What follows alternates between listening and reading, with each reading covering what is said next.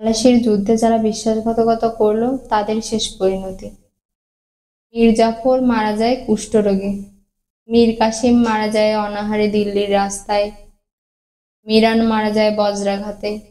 ঘসেটি বেগম আমিনা বেগমকে জলে ডুবিয়ে হত্যা করা হয়, খাদেম হোসেন তরাইয়ের পাহাড়ে না খেতে পেয়ে মারা যায়, রবার্ট ক্লাইভ আত্মহত্যা করে, মোহাম্মদী বেগম পাগল হয়ে কুয়োয় ঝাঁপ দেয়, জগৎ শেঠ স্বরূপচাঁদ গঙ্গায় ডুবে মারা যায়, উমিচাঁদ জেলে পচে, কৃষ্ণচন্দ্র মুঙ্গের দুর্গে সপুত্র অনাহারে মারা যায়, রামনারায়ণ রাজবল্লভ কৃষ্ণদাসকে গঙ্গাবক্ষে নিক্ষেপ করা হয়,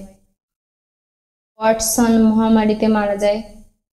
স্কাফটন জাহাজ ডুবিতে মারা যায়,